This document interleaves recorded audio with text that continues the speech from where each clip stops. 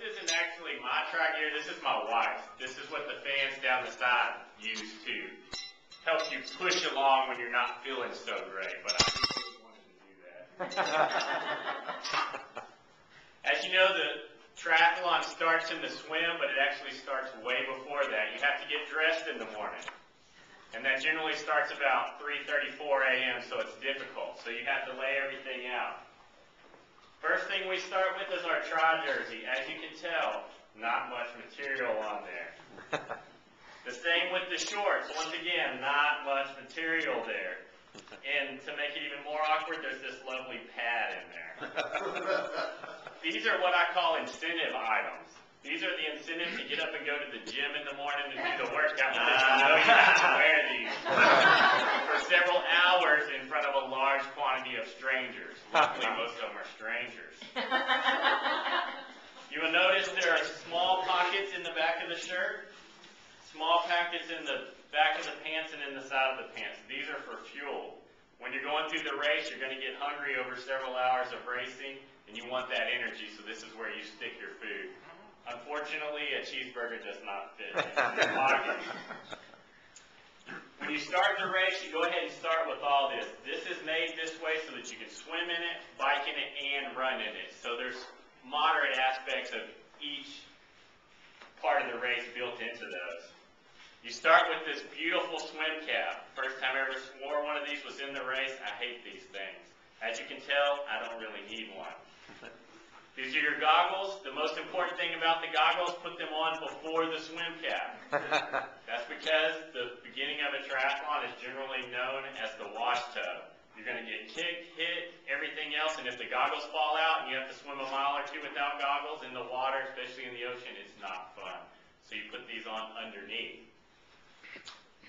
When you come out of the water, all you're looking for is oxygen, so you need to have everything set up at your bike transition in an orderly fashion because you're not going to be thinking real well. Generally, I try to make my transitions from the water to pushing out of the bike in around a minute or less, and that includes running whatever distance they want, going to the bike, grabbing it, and taking off, so you need to have everything organized. Generally, you have your bike hanging on a rack from the back, so there'll be a post under here, and the bike will be setting up. So the first thing I come to is my helmet. As I pick up my helmet, I throw my goggles and my swim cap on the ground. Inside of my helmet, the first thing I do is pick up my glasses. I put my glasses on immediately. I reach in, grab my my fuel.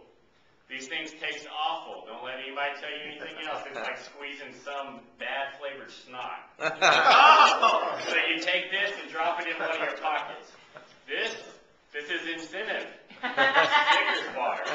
After you eat these for about 2 hours, you don't want to touch another one and you still need more fuel, so I just sneak a Snicker bar into my pack. So you know, hey, once I hit mile 50 or whatever it may be, I'm going to eat a Snickers bar. Once you have those in place, you drop your helmet on.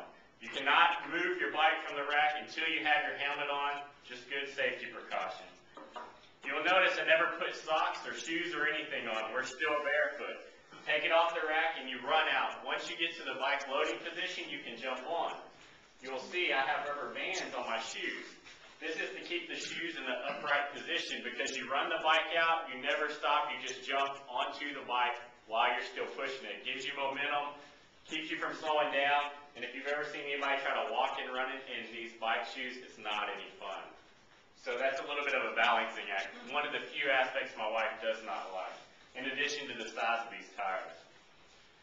As you will notice, this bike's not your run-of-the-mill, let's ride around the neighborhood bike. This is full carbon frame. You want as light as possible because if you're going to be riding around after getting out of the water and then you're going to have to run, you want to put forth as little effort as possible. You'll also notice these handlebars are a little bit odd. The main thing that my wife hates about this sport is the fact that here are your gears and here are your brakes. Your hands cannot be on both at the same time. So generally when you're in the race, you're seated back there, these are your arm pads. You ride in a position such as this, which cuts down your drag. Once again, it saves your energy. The problem is if something goes wrong, your brakes are way back here. So I just told my wife, this is a race, you don't touch your brakes. Unfortunately, that's not the case all the time. That's where this comes in real handy. I carry carry 2 water bottles whenever I race.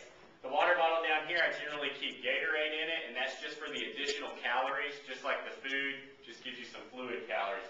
This is water. This bottle has a special top in it that pops out, and when you're riding down the road and you ride by an aid station, you just grab water and dump it in there, don't have to think about it. This straw is actually cut to position so that when I'm riding, I can just look down, take me a sip, and keep on riding. Keeps you from moving. The same reason we have these pockets where they are located, so as you're riding, you take one hand out, take your food out, keep eating, keep going, and not even have to worry about slowing down at all. When we go back to the shoes, you'll notice that there's only one strap on these shoes. Most cycling shoes have several straps. These are one because you're now on the bike riding. You have to reach down and put those straps on and off while you're moving. If you had multiple straps, that'd be a problem. Also, in the bottom of these shoes, there's holes all the way down them. That is to drain the water. You just come out of a lake or something along those lines and you're drip drying as you're going. If you were wearing socks or any kind of normal shoes, this would be a squishy mess by the time you're done. When you come off the bike, you're running and you do everything in reverse. I kick my feet out of the shoes. I ride with my feet on top of the shoes for about 50 meters or so. As you come into the transition, you throw one leg over and you get some really neat pictures when you're trying to hold your leg and swing off the side right before you jump off the bike. Jump off the bike and we run it all the way back. You put it back on the same place as it was before when we came into transition initially. That's when we come into our run setup. Take your helmet off, throw it on top of the bike.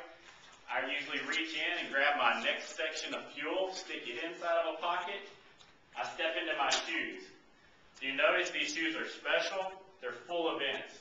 When you're running through the race and you hit an aid station, everybody's pouring water everywhere. If you're wearing socks or normal shoes, once again, squishy mess. If you've ever run in the rain, you don't like running with heavy shoes, so these allow everything to dry. In addition, you'll notice I don't have shoelaces. These are more like bungee cords. You just stick your foot in there and it pops right in and out. I wish my mom would have given these to me whenever she taught me how to tie my shoes. I then reach down and I grab my hat and my number belt.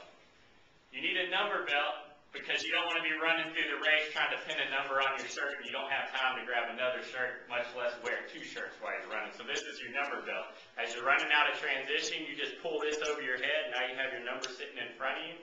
You pull your hat over. I've run for years, but this is the one thing I've gained from triathlon that I love the most is a hat. The hat keeps you cooler, keeps the sweat out of your eyes, especially when you don't have hair to block it for you. The incentive in the run is to get to the finish first. Number 1, you get done first.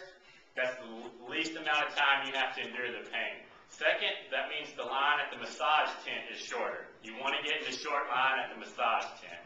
And third, they give you beer and pizza at the end of the race. Not what you'd expect for a triathlon, but if you don't get there fast, the pizza's all gone. So you want to move to the end. So with that, it's time to get the beer and pizza.